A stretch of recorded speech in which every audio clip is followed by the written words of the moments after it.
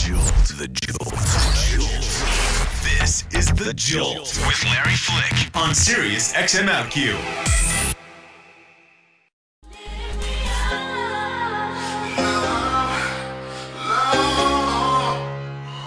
I'm Larry Flick here on Sirius XM with Madonna.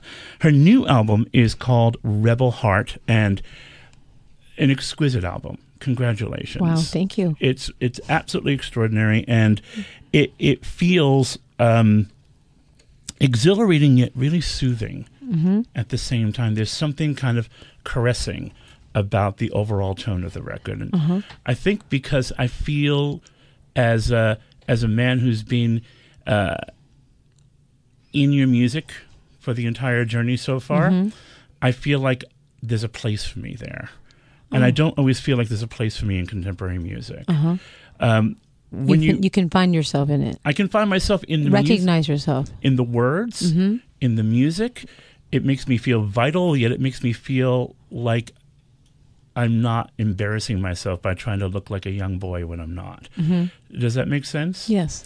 When you started assembling the songs, did you have an intention with these? Was there an overriding theme that you were hoping to communicate? Honestly, when I first started writing the record, I didn't have a goal. I just wanted to write. I wanted to approach everything from a simple songwriting point of view. I just wanted to write good songs that had, content that reflected what my state of mind was, and that didn't need any bells and whistles, great, amazing production to stand alone as songs. That was my goal. How many of these songs did you write on your guitar? Probably, I don't know, 6 or 7. There's a melodic ease in these some songs. Are written. Some are also written on piano, which I can't play, but other people did. And a lot of them sound good with just vocal and guitar, or vocal and piano. That's it. Indeed. Yeah. Are you feeling particularly unguarded these days? There's something very direct about these songs. I don't know. I mean, I guess it depends on the mood I'm in. I think I was working with people, the collaborators that I worked with made me feel comfortable and disarmed me in a way that I felt comfortable to share my feelings. There's something about a number of these tracks, and one of them is Benny Beachy. Benny Vidi Beachy? Yeah. It feels like... yesterday, I was a baby on the street. Well, I mean, it feels like a night out of Studio 54. It feels like... I actually feel like there were ghosts of my friends rolling around. Well, that's how I felt when I was writing it. And it was Diplo that encouraged me. He's like, you've been through so much. And I was sitting around talking about my past and coming up in New York in the early 80s, and all the great artists that I used to work with, hang out with, go to parties with, the Paradise Garage, Keith Haring, dating Jean-Michel Basquiat, having dinner with Andy Warhol, and they were their mouths were hanging open. They're like, you got to write about this. You have to, it's such a great time, and I don't usually do stuff like that. So I just decided, and he's like, yeah, and just do it like almost like you're talking, like you're rapping, like in a very laissez-faire kind of way. So I did.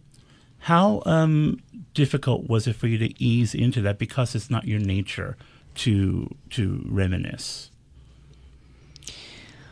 I don't know. You know what? I put myself in a position when I wrote this album that I was just going to be in uncomfortable situations. I worked with a lot of strangers, and I just went with the flow, and I trusted people, and I allowed people to push me into areas that I'm not comfortable with, and I trusted them, and I was like, I would do it, and then I would say, really, that sounds good? Shouldn't I sing it? And they're like, no, just talk it. That sounds good, really. So I trusted them. That's Madonna joining us here on Sirius XM. The album is called Rebel Heart. Was there, am I projecting too much in the transition? Well, yes. But in particularly in the transition from Bitch Madonna into Joan of Arc? It feels very external and then very internal. Well, one's all about bravado, and one's about being vulnerable. And that's really why the album's called Rebel Heart. And originally I had intended to make a two-sided record to show the two sides of me that are the most prevalent. And one of those sides is the rebellious side of me, the provocateur, the troublemaker, the mischief maker, the envelope pusher, so to speak, right? And, it says, don't go for second best and express yourself and I'm not your bitch, don't hang your shit on me and all that stuff. And then there's the romantic me, the vulnerable me.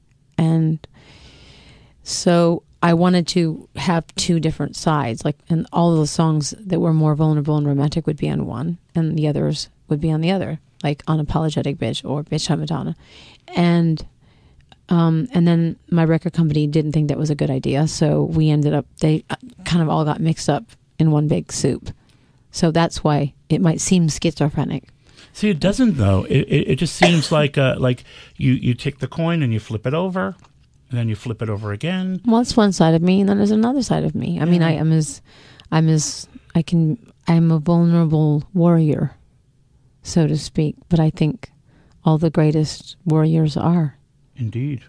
Yeah. So as you found yourself reaching the end of these songs and the depths of my despair, the depths of your despair, did you feel like a victorious warrior? Do you feel like, damn right, I did it? Not exactly. I mean, I'm proud of the record. I was forced to release the record earlier than I wanted to because I had someone hack into my server and steal all my music and leak it before it was supposed to come out. And it kind of catapulted me into having to finish things much sooner, which I wasn't very happy about. But anyway, it came out. I did it. I pushed it. Everybody worked overtime to get it done, and now it's out. So, and I am proud of it. Yeah. Does it ever get easier sharing music, whether it be finished, not? I mean, I'm always fascinated by people who expose themselves so thoroughly. But that's what artists do. I mean, does it ever get easier to paint a painting and then unveil it for the first time? Or, everything that you do when you create something and it's a manifestation, an extension of who you are, your soul, your innermost, deepest feelings, whatever. You always feel like you're taking your clothes off in front of everybody. You feel like you're revealing yourself, and with that comes judgment. So it's always scary. But is it pleasurable along the way? Yeah, it is. I wonder, the agony and the ecstasy. The agony and the ecstasy. Do they collide at the same time? They do, indeed. That's a very, very interesting experience, I would imagine. Yeah. Of the producers, you work with some amazing minds. I'm most intrigued by your collaboration with Ariel. I think because Ariel Richteshad. Notice I let you say the name because I didn't want to embarrass myself. I always call him Richteshad, and he's like, "That's not how you pronounce it." I'm intrigued because he is so rhythmic in his productions, mm-hmm. but he also understands when to let an artist breathe. Yeah. How did you find collaborating with him? Very easy. I mean, he gave me, he pushed me, but I think he really respects singers, and he was very supportive. And he actually kept saying the phrase, "Hey, bitch, you're Madonna." Like, I go, "Does that sound good? Is that right? Is that cool? Can I do that?" And he'd be like, "Yeah, you're Madonna." And one day I did a performance. I sang like a song in one take, and he goes, "Oh my God, you sound like just like Madonna." It was a very weird moment. That's got to be out of body for anybody, and it's so funny that someone actually has the balls to say that to you. Yeah, that's pretty neat. Yeah. Well, Madonna, thank you for your time today. Oh, it's my pleasure. It's nice to see you again. Pleasure. It's nice to see you as well. What was that? Your show, the people who listen to your show, you didn't ask one gay-related question? Well, whoa. We don't need to. We don't need to, because we're human beings and we're connecting to her. So right. I apologize. Miss Liz Rosenberg. Yeah.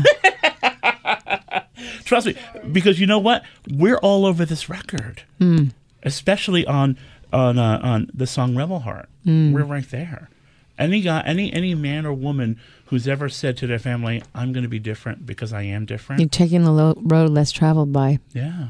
It's a scary And sometimes road. you can barely make it out alive. I feel like a lot of people can relate to that. It's my that and Joan of Arc are the songs that make me cry every time I listen to them. Really? Every single time. Every single time. That's good. Yeah, and then I listen to Ghost Town, and I walk through. I'm a native New Yorker, and I'll walk past all the same clubs that you used to hang out in, and we're roughly the same age, so I was going there too. Yeah, they're gone. I know. There's sushi joints with They're Bleecker gone. Bobs. They're gone, and a lot of the people are gone. I know. It's a ghost town. It is a ghost town.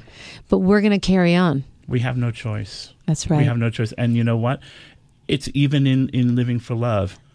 I thought about all my favorite Banjee boys from the West Village Pier. Yeah. And how they would be throwing down to that track. Oh, I wish I could be there to see it. Wouldn't that be wonderful? Yeah. But we're here to carry on. That's right. To be continued. Okay. Love's going to lift us up. Amen. Yes. Thank you, Larry. Thank you. Each time they take a photograph, I lose a part